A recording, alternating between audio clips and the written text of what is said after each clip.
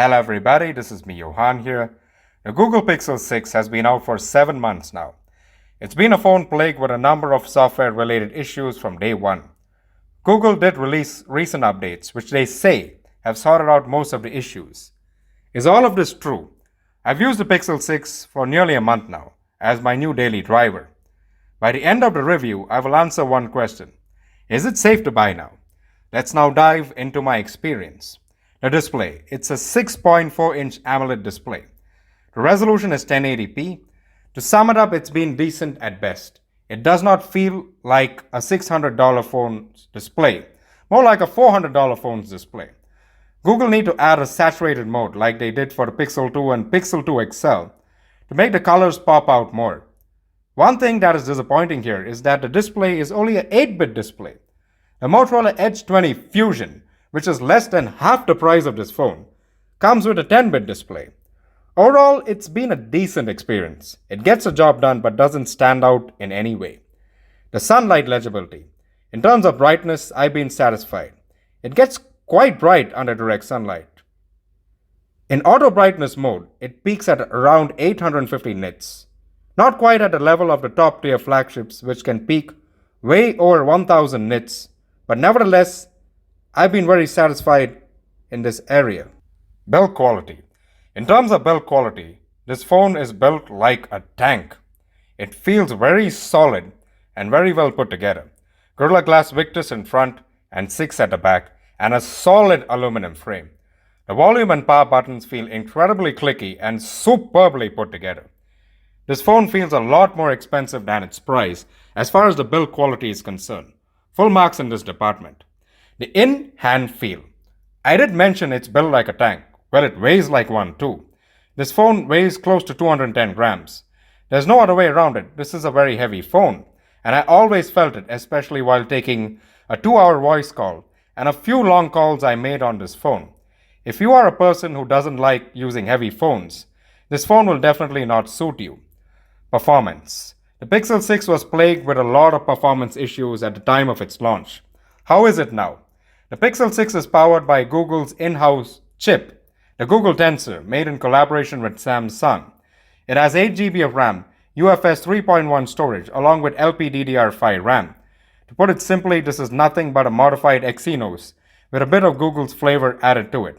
As far as performance goes, I've thankfully not faced any issues as of now.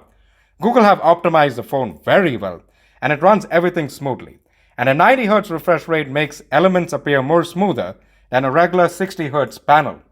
I have kept many apps open in the background, and it performed fast always, with very good RAM management. The one issue I did face was while gaming. The back of the phone got quite hot in a very short period of time. Alto's Adventure and Tennis Clash were the 2 games I played. Gaming was an overall decent experience, but it's no gamer's phone at the end of the day. In terms of Antutu and Geekbench, it performs on par with smartphones running the Snapdragon 870 chip. Performance-wise, I have been satisfied. The in-display fingerprint scanner. The scanner on this phone is what caused it the maximum controversy. The question here is, has it gotten any better with updates? The answer is yes and no. I mean, it's not that it doesn't work at all. The issue I face here is the manner in which it works. I have to place my finger for about a second for it to unlock. If not, it refuses to unlock, and more often than then, I need to key in my PIN. Considering the price and especially the fact that in-display fingerprint scanners have been quite common on smartphones for the past few years, this has got to be one of the worst fingerprint scanners I have used on a smartphone till date. The speaker performance.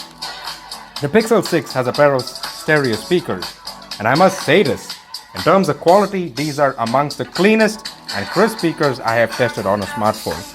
The vocals in particular sound super sharp and crisp, and there is a fine balance between the vocals and the music instruments. This is something which will be appreciated by music lovers. To nitpick a little, I felt the speakers could have been a bit louder at top volume. Call quality, network reception, and Wi-Fi. For a long time, there were many Pixel 6 owners who complained that their calls would randomly get cut in between. Does this problem still exist? I made long calls, some even extending 2 hours in duration, and I haven't had a single call drop as of now. In terms of call quality, it is quite crisp and clean, and I was clearly able to hear the parties on the other side without any issues, and even the parties on the other side had no issues hearing me. In terms of network reception, it's been fine as of now, but I did face 2 or 3 occasions where the network would randomly cut off, and I had to restart the phone to get it back on track. It's not quite at the level of a Motorola smartphone, but still good nevertheless. In terms of Wi-Fi connection, have I faced any issues? Thankfully, no. The Wi-Fi connection has been strong, and the Wi-Fi upload and download speeds have been great. Battery life. With a 4614 mAh battery stacked inside and only a 1080p screen to power, one would expect stellar battery life. In my experience, it's been good so far. I use the phone with the always-on display and haptics, which are quite tight and nice, on always. I also set the screen brightness to 50% and always running at 90 Hz. On a mixture of 4G and Wi-Fi with moderate camera usage and gaming included, it returned 1 full day of backup with an average of 5 to 5.5 hours of screen on time. Using it only on 4G, keeping apps opened in the background, always sipped battery a lot faster. I could only achieve 4.5 hours of screen on time with such usage. Using it with Wi-Fi alone returned very good battery life, 6 to 7 hours of screen on time consistently. In terms of idle drain, with the always-on display on always, apps cleared, and the Wi-Fi and mobile data switched off, it drained 1% every hour. This is quite typical with Exynos chips. The cameras. The rear camera on the Pixel 6 landed up taking some brilliant pictures with poppy yet natural colors, along with strong contrast and fantastic dynamic range. Every time I saw beautiful scenery, I was always tempted to take snaps, knowing that the camera would deliver, and it did an amazing job. Even in low light, it landed up taking class-leading pictures which are in a league of its own as far as overall quality is concerned. The selfies too turned out looking sharp and crisp with a true tone image in almost everything, as Google puts it. The dynamic range too was excellent. To add to the brilliant pictures, it takes good videos too, as video recording has gotten a lot better now, and it's able to shoot at 4K 60 FPS on the rear camera. The quality of the footage I got was superb, and this is the first time I have been satisfied with videos on a Pixel phone. To sum it up, is it safe to buy now? The answer is yes. You can go ahead and purchase a Pixel 6 if you have planned to. Almost all the issues it faced during launch have been sorted out with recent software updates.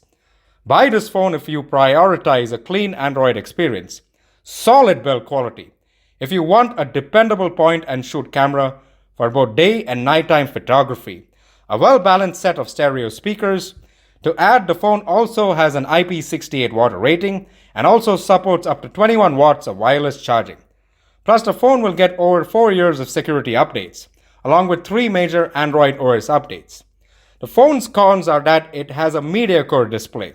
It heats up quite a bit while gaming, and even while using the phone heavily. It has a below-average fingerprint scanner, and not the most powerful chip on a smartphone. Do any one of y'all own the Pixel 6? How has your recent experience with it been? Let me know of your experience in the comments below.